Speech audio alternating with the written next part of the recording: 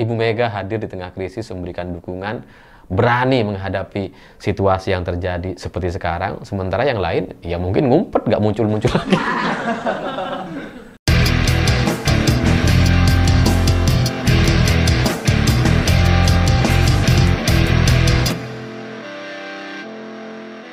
Selamat malam semuanya. Kehadiran Ibu Megawati di Istana Merdeka kemarin bagi saya itu sangat keren dan membanggakan karena Ibu Megawati hadir di tengah krisis memberikan dukungan kepada Presiden Prabowo untuk merespon situasi terakhir.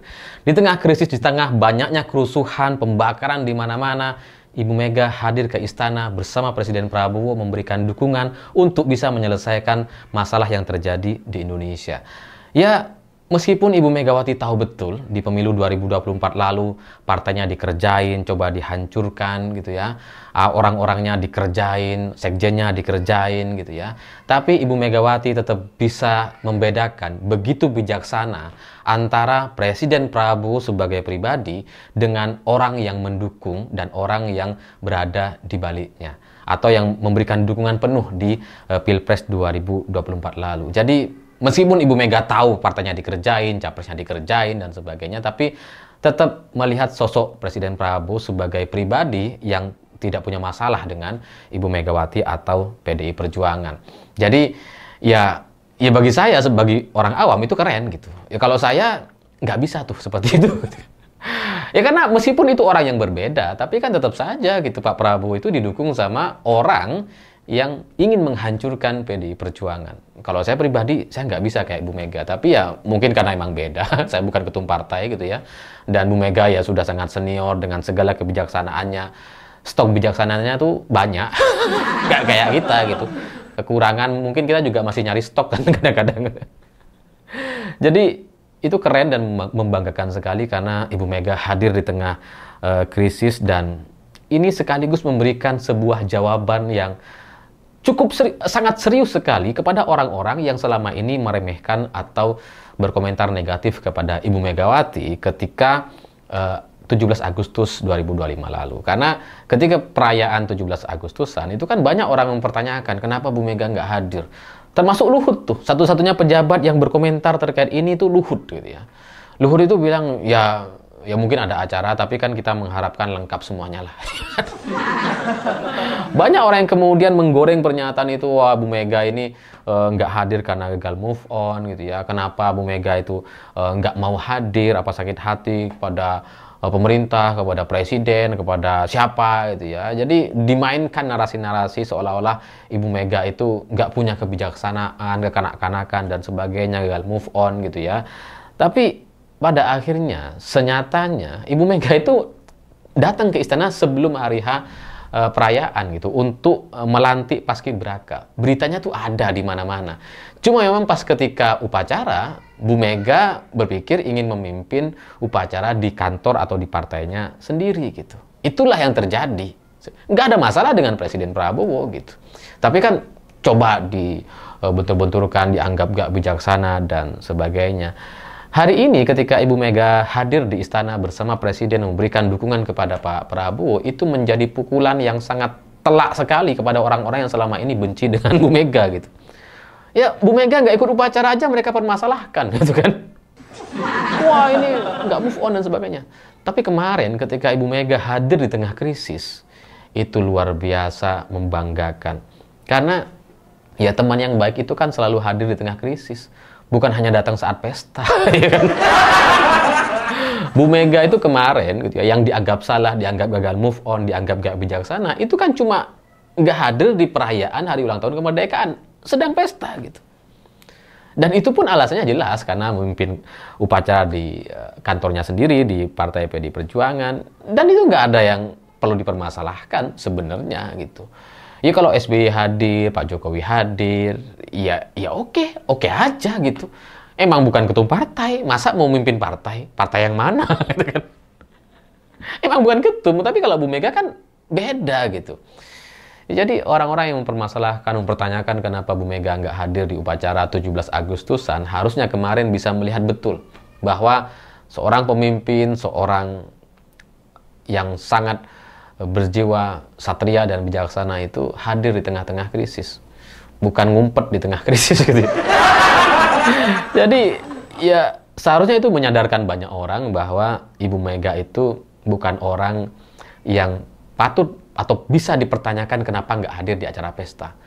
Karena ya dia hadir di acara-acara penting, di acara-acara krusial, dan selalu hadir di tempat-tempat atau momen yang memang dibutuhkan gitu.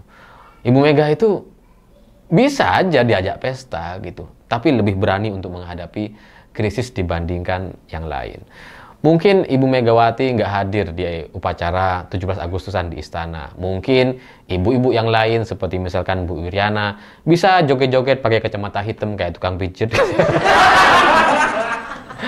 Ya, itulah faktanya. Mungkin ketika 17 Agustusan banyak orang yang memuji Jokowi, Iriana hadir gitu ya, menjadi negarawan, bijaksana dan sebagainya. Tapi ya itu sama sekali tidak bisa dibandingkan atau dibenturkan dengan Ibu Megawati. Karena di tengah situasi seperti sekarang, mana ibu-ibu yang lain gitu. Oh, ada sih ibu-ibu yang mukul-mukulin polisi ada gitu. Tapi yang lain mana tuh? Ibu-ibu yang lain kan iya ngumpet semua. Bu Iriana ngapain sekarang? Nggak ada kan? Mungkin lagi deg-degan khawatir rumahnya dijarah juga ya. Kayak rumah yang lain kan. Makanya kemudian ya nggak mungkin sih tapi kan namanya kekhawatiran pasti ada gitu. Jadi ya kalau orang-orang dulu mempertanyakan kenapa Bu Mega nggak hadir, seharusnya orang-orang itu sekarang mempertanyakan dan membandingkan. Ketika Ibu Mega hadir di tengah krisis, memberikan jawaban, merespon situasi demonstrasi yang terjadi di mana-mana hari ini, memberikan dukungan kepada Presiden Prabowo Subianto. Di mana ibu-ibu yang lain? Istrinya Gibran ngapain? Bu Iriana ngapain gitu? Yang lain kemana? Grace Natali ngapain Grace? Nggak ada suaranya gitu. Jangankan ngapain, suara aja enggak gitu kan. Ya memang beda kelas gitu. Memang Ibu Mega nggak bisa dibandingkan dengan Grace Natali meskipun sama-sama ketum partai gitu ya. Tapi kan beda pengalaman dan mentalnya, dari sisi silsilah keturunan juga beda gitu kan. Ya meskipun saya tahu sangat berbeda sekali, tapi kali ini saya tetap ingin membandingkannya untuk menyadarkan orang-orang yang selama ini nggak sadar. Karena kadang-kadang kita perlu untuk melakukan tindakan-tindakan yang nggak jelas atau tidak sesuai seperti ini gitu. Karena orang-orang yang tidak bisa membedakan, membandingkan kualitas antara Ibu Mega dengan Bu Iriana dengan ibu-ibu yang lain gitu ya, itu perlu diberikan pemahaman yang kayak gini. Kita coba gitu. Meskipun pada akhirnya nanti mungkin mereka juga nggak terima. Tetap aja nyala-nyalain Bu Mega. Tetap aja gitu. Meskipun kenyataannya tuh ini luar biasa berbeda sekali gitu. Ibu Mega hadir di tengah krisis, memberikan dukungan, berani menghadapi situasi yang terjadi seperti sekarang. Sementara yang lain ya mungkin ngumpet, nggak muncul-muncul lagi. Ya. Jadi Ibu Mega yang dengan keberaniannya, dengan segala pengalamannya, tidak perlu kita ragukan. Sejarahnya sudah ada, tapi kadang itu perlu kita ulangi seperti sekarang.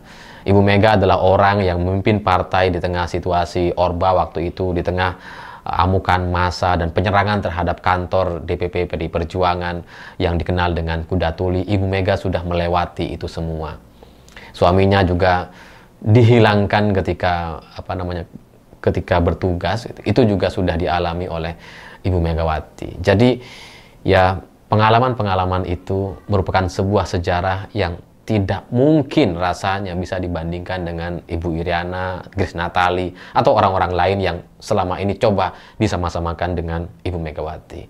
Sekali lagi, Ibu Mega bisa diajak joget, bisa diajak bercanda, bisa diajak pesta, tapi juga sangat berani untuk menghadapi krisis dan situasi terakhir di Indonesia. Ibu Mega adalah orang yang menghadapi krisis sejak zaman Orba sampai sekarang, dan itu semangat atau keberaniannya di usia yang sudah sangat tua seperti sekarang nampaknya masih belum pudar. Semangatnya masih sama, suaranya masih sama, mungkin hanya energinya saja yang sudah sedikit berkurang. Tapi soal keberanian jangan ditanyakan, jangan dibandingkan dengan yang masih muda-muda. Bahkan mungkin dengan saya pun gitu ya, sebagai laki-laki, sebagai anak muda, mungkin ya nggak seberani Ibu Mega kalau situasinya seperti zaman Orba dan zaman dulu gitu. Jadi ya ini bagi saya adalah sebuah kejadian yang sangat luar biasa yang mungkin tidak disadari oleh banyak orang, bagaimana hebatnya seorang Ibu Megawati bisa menghadapi krisis, berani muncul keluar memberikan dukungan kepada Presiden di tengah situasi yang seperti sekarang. Karena itu adalah sesuatu yang tidak mudah, itu sangat luar biasa, tapi tidak disadari oleh banyak orang. Mungkin yang membahas ini cuma saya. Dan saya nggak peduli kalau kemudian pada akhirnya dianggap, wah ini anak buahnya Ibu Mega, ini mengidolakan Ibu Megawati. Ya, secara sejarah saya mengidolakan. Karena apa yang sudah beliau lakukan sangat luar biasa sekali. Ya, bahwa ada orang yang tidak suka dan sebagainya, silahkan kita berdebat nanti. Tapi sejarah-sejarahnya, termasuk kemarin ketika berani menghadapi krisis, itu bagi saya sangat keren sekali. Sebagai partai yang tidak menunjuk kadernya di kabinet, sebagai partai yang tidak bergabung dengan koalisi pemerintahan, nggak ada kewajiban bagi Ibu Megawati untuk hadir dan merespon situasi seperti kemarin. Bisa aja Ibu Mega nggak mau gitu. Ngapain?